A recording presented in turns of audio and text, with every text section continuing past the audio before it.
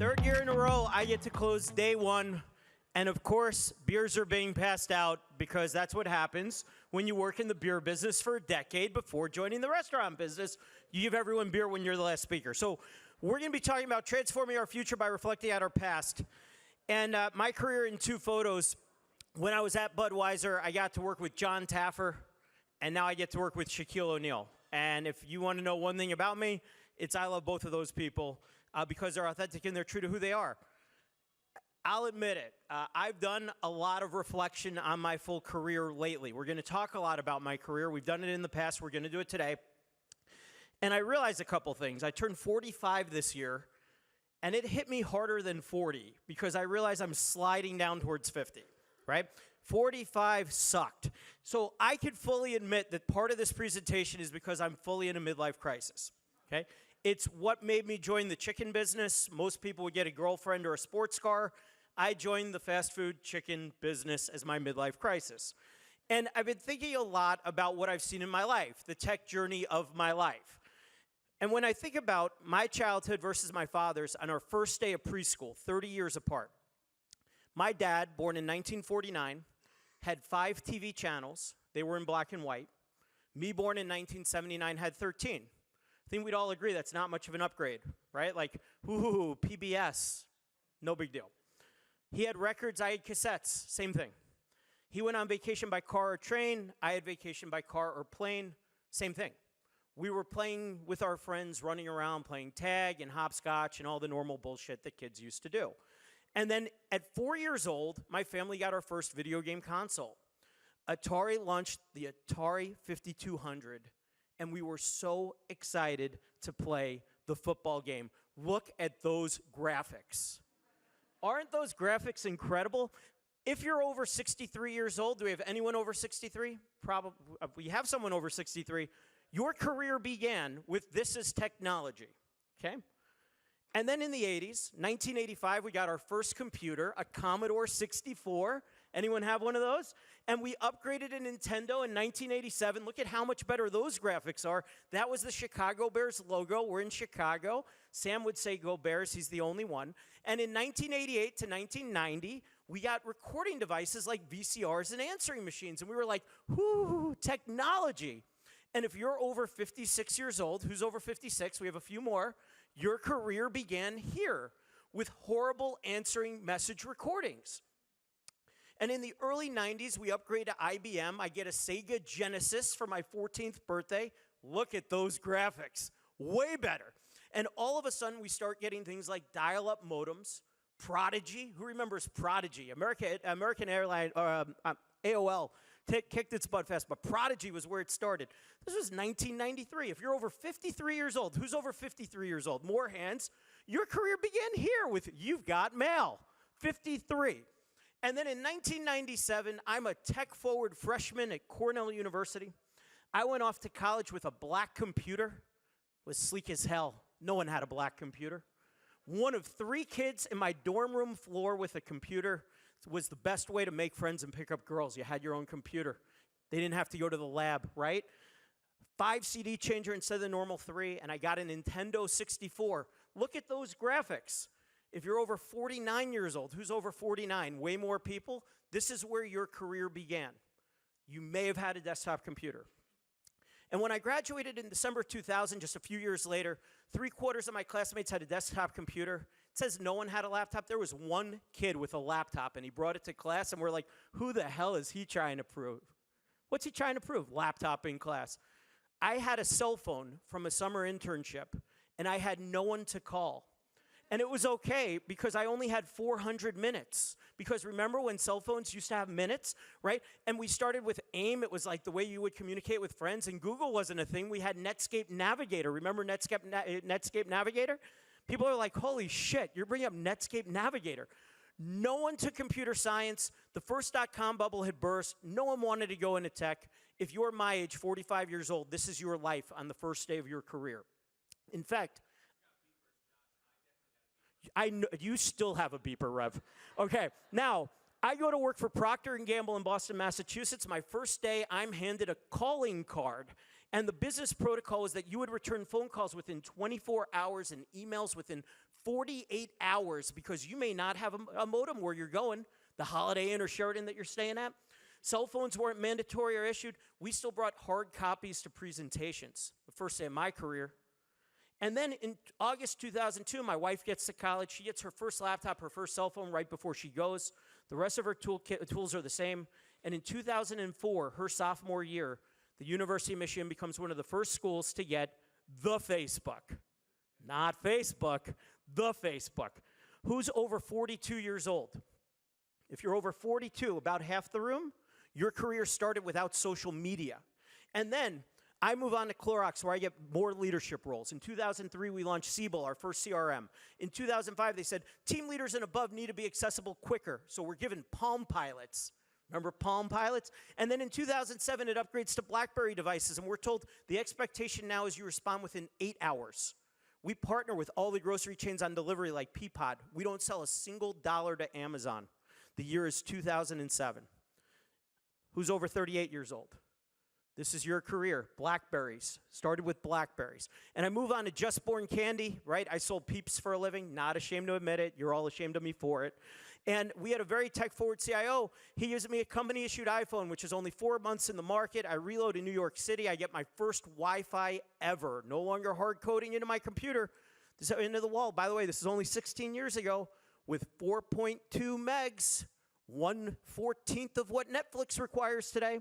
Dropbox launches this year, and I buy a PS3 to celebrate my new job. Look at those graphics, right?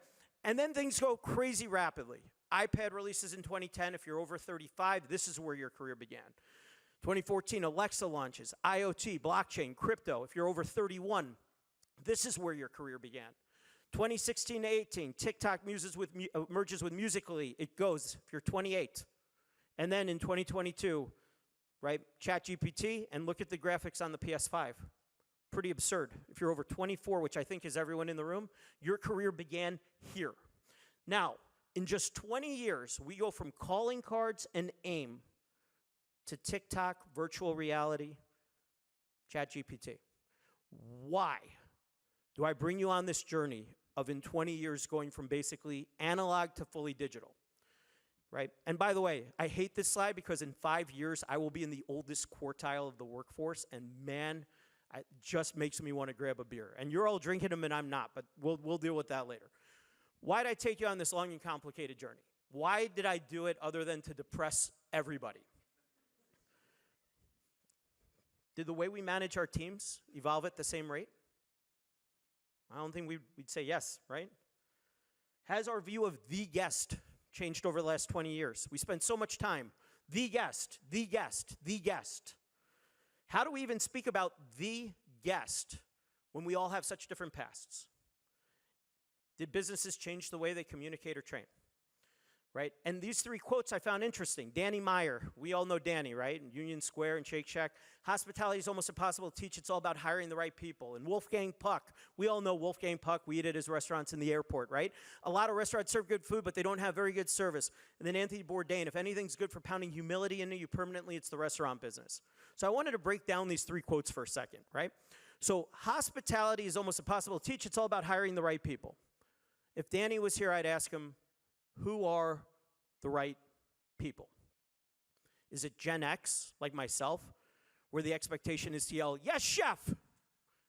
Or is it Gen Z who wants to collaborate on absolutely everything? Who's the right people? I would love to know from Danny, is he looking to hire front of house staff with hospitality in their hearts? Or is he looking to hire people with mad riz? And I see some curious faces. They're like, what's riz? That means you don't got it. Means you don't got it.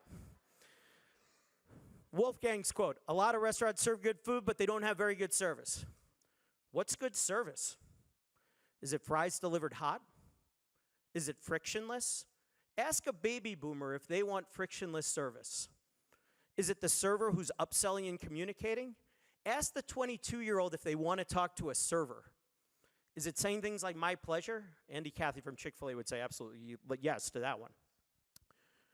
Generational cues. When was the last time you called to order a pizza? If you're over the age of 40, odds are it was in your last 3 pizza transactions. If you're under the age of 30, the answer is never, right? Another one is tip creep. How many people get offended when they see this screen come up at a restaurant? It's like, bro, you just poured me a black coffee and now you want a $2 tip? Right? Doesn't resonate as well with older consumers as younger consumers. The way we drive humility, right? As we're training people over the age of 50, or as we're leaders over the age of 50, there's still a lot of binders out there, training binders. If you're in your 30s or 40s, you expect some form of LSM platform. If you're 20 to 30, you expect a platform like Opus, which Big Chicken's proud to use, gamifying training. The problem is we need to do all three of these things simultaneously. Entertainment's also changed by generation. Gen X and Gen Y had Cheers and Friends, which were really manifestations of the same concept. Friends hanging out together, going through life. And then Gen Z comes along with Mr. Beast. Still trying to figure out Mr. Beast. And if anyone gets it, explain it to me later. But I could almost deal with Mr. Beast because Gen Alpha, and you could talk to your kids, they're watching something right now called Skibbity Toilets. Skibbity Toilets. Now, I talk about entertainment because Cheers and Friends were the same construct, right? It was together as a collective, a unit. It was the 6 friends. It was the people at the bar. Mr. Beast is about together, but as individuals. We're all in the same room, but we compete against each other. We're not really a team. We're in it for ourselves. Just think about that construct, and now think about your staff. It explains a lot, right? I'm not going to try to explain Skibbity Toilets. I don't get it. That's not the point of this presentation. But how will Mr. Beast and Skibbity Toilet change the way we talk to guests? How does it change the way we train and communicate with our teams? So I know the Mr. Beast Watcher, they're on our Opus platform right now. They have gamified training, so they can actually train as a unit, but be scored as individuals. That's an interesting construct. Same thing. And I believe in the Aubrey Daniels method, and if you haven't read this book, Bringing Out the Best in People, I really recommend it. But it talks about how your antecedents, what you've been through in your life, drive behavior. And those behaviors lead to consequences. And consequence isn't a bad word. There's positive consequences and there's negative consequences. And the only thing that you can't do is not accept the consequences positively and negatively for your behaviors.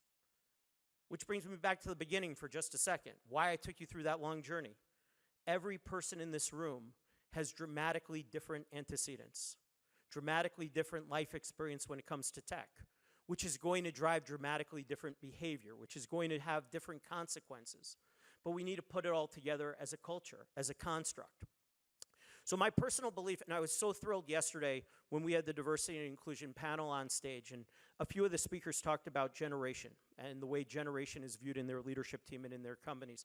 Because my personal belief is you need generational diversity and inclusion as a pillar in your DEI and your marketing strategy. It impacts the way we recruit, the way we market, the way we engage our teams.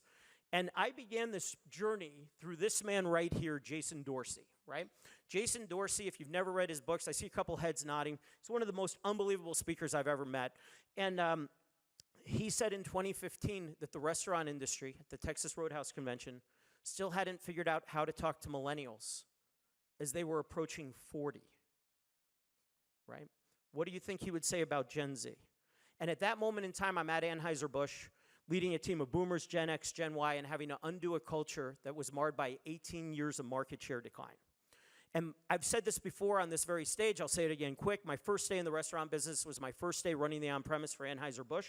I had 0 days restaurant experience when I was put in charge of every restaurant in America for AB. My team literally was betting on when I was going to get fired, right? And I asked one question, what are the 3 things that keep you up at night? And we got 250 answers and learned there were 5 things. Growing traffic, increasing check, being innovative, having well-trained servers, and managing commodity costs. That was it. And then the mother of all insights was that 98% of staff under the age of 40 don't believe they actually work for you. They say we're mercenaries for hire. We're here to grow our own brand. 80% of food service workers say they will not be in food service in 12 months. 80% absolutely will be in food service in 12 months. Sorry, guys, right? I also run a brand called Beer Park. It's actually how I met Shaquille, Beer Park by Budweiser at the Paris Hotel. Thank you to the tech companies that sponsored parties there at Mertech, right? We tell all of our servers, our number one economic goal is your tips. If you are maxing out your tips, odds are my top line and bottom line are great. So we're going to teach you how to grow your personal brand here at Beer Park, which is why we don't lose servers. We have under 20% attrition of our servers, and 80% of the ones that leave are leaving Las Vegas. I can live with that. right? Because how do we start building engaged teams when we have different views on where we're even starting from, right? Boomers and Gen X, happy work anniversary. Now get back to work. Here's a cupcake, maybe. Gen Y and Gen Z, you're your own brand. I'm here to grow my brand. It's about my brand, right? So we could either lead to the least common denominator, which doesn't work, or we could lead a collective group of individuals with a similar ethos, but different antecedents and behaviors. And that's what I learned the hard way. We, as leaders, need to find people with diversity of thought, diversity of age, diversity of generation, full diversity and inclusion, but with similar ethos that transcends generations. So my collective ethos is simple, and you should talk to Sam about it, you should talk to anyone on my team about it. We want people at Big Chicken who believe in following their true north, who follow their compass, not their clock. We want folks who care about the well-being and results of the team and the individuals who comprise it. We spend the first 5 minutes of our leadership team meetings talking about things going on in our personal lives that we're excited about and our professional lives. Everyone needs to have a strong continuous improvement mindset. We need to trust each other, execute roles. We celebrate loudly, but we pick each other up on failure. We're strongly externally focused. You have to act with integrity and do the right thing, and you need to believe in leaving the jersey in a better place than you found it. That transcends generation. That transcends antecedents. And that ethos led me to Shaquille and Big Chicken. He and I have very similar values, and that makes it very easy for me to do my job.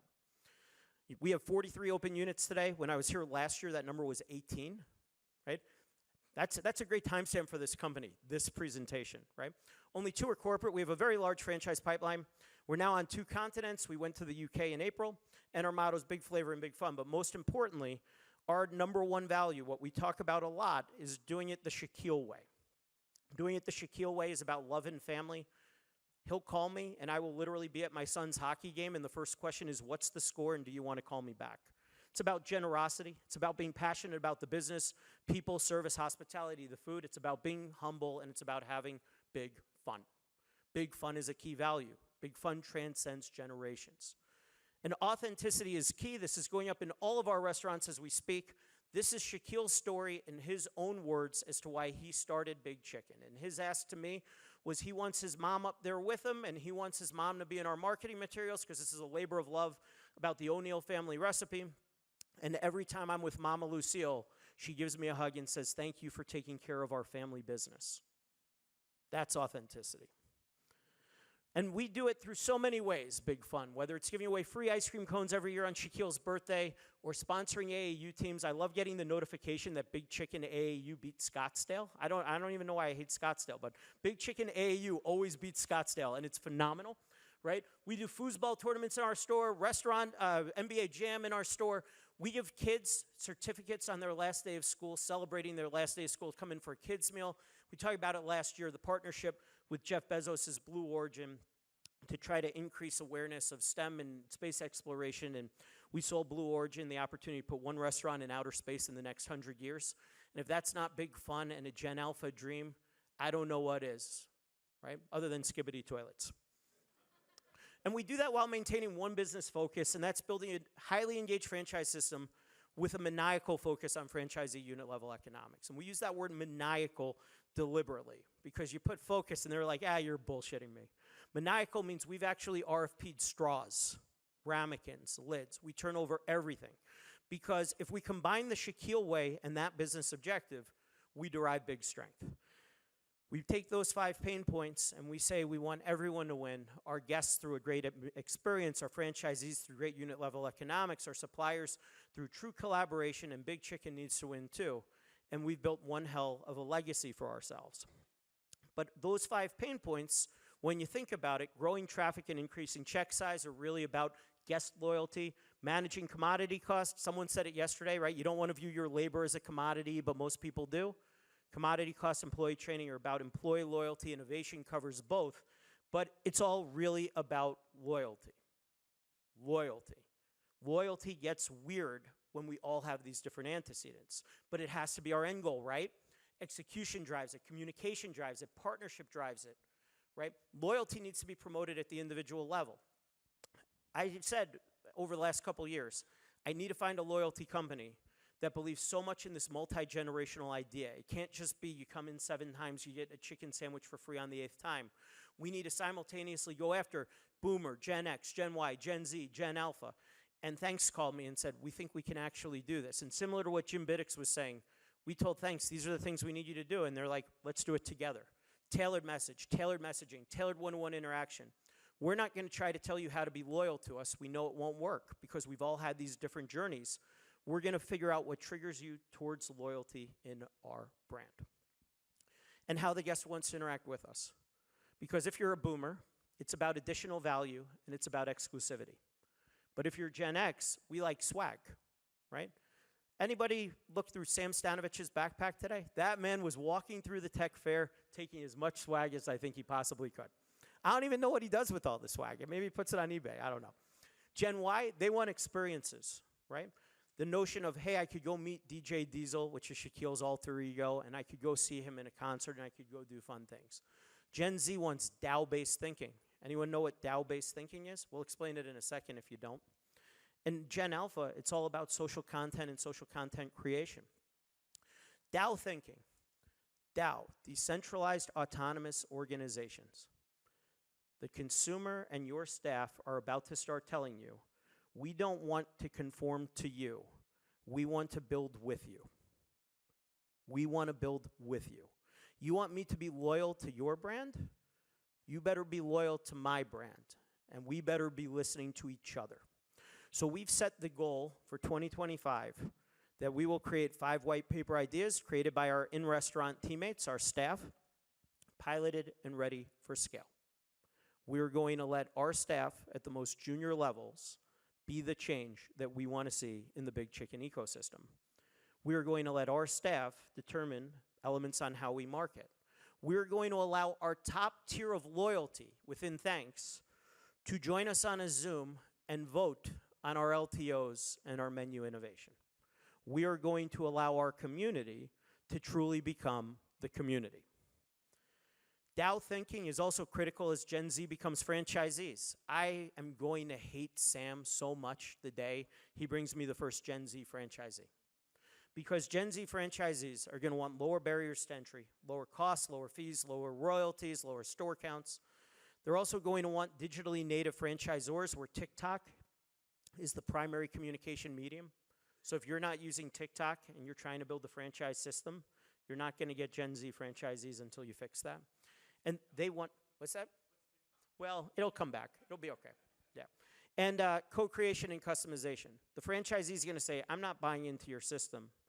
I'm buying into the passenger seat. I want to be your navigator. I want to help you with this. DAO mentality tracks as authenticity and uniqueness are quickly replacing service and consistency. And to prove it, you know, we went out, we partnered with a class at USC. That stands for University of Spoiled Children, I believe. University of Southern California.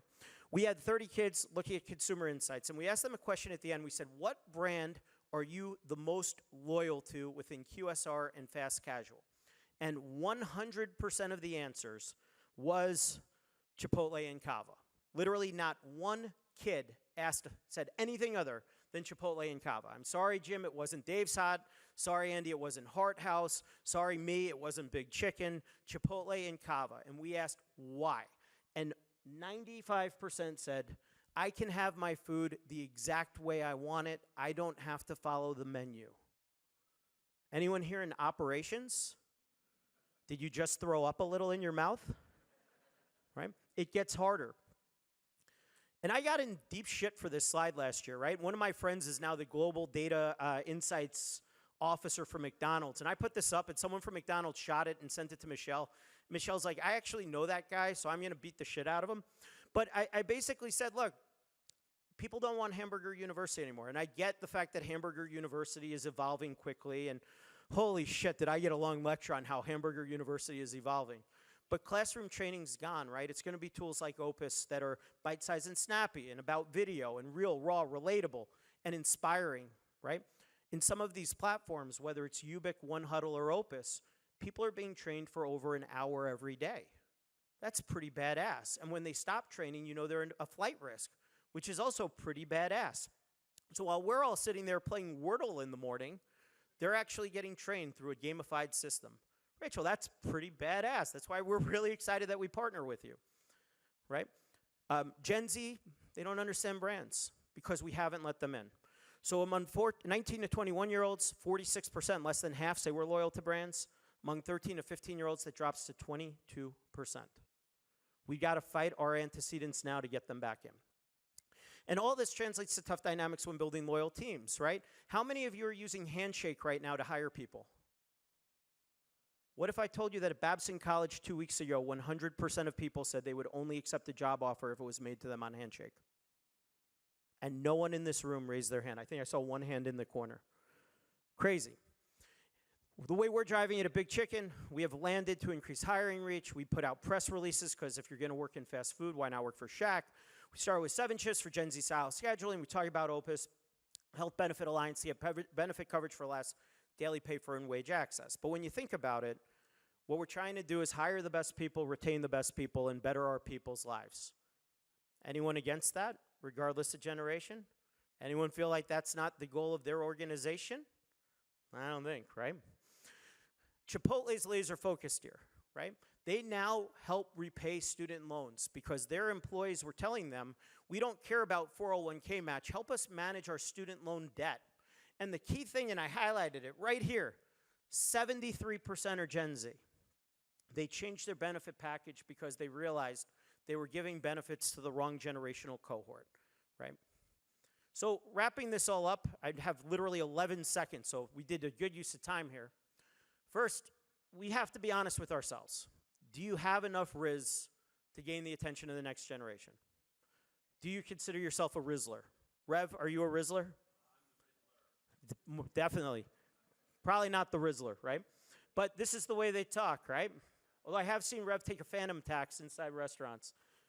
What are the 1 or 2 things you can do quickly and authentically, right? It doesn't have to be a revolution. How do you just make yourself a little bit more relevant tomorrow than you were today? I don't know what that black box is doing up there. Third, connect your value to your core business objective in a meaningful way, right? If your values and your core business objective aren't working together, you have an issue. Start with your own team. They're the best ambassadors to your guest, right? Who's going to be the number 1 upseller for you? The kiosk. Number 2, the person at the register, right? Seriously, that front of house staff is important. And the final thing I'll say as we run out of time, skibbity toilets, folks. Skibbity toilets. Thank you very much.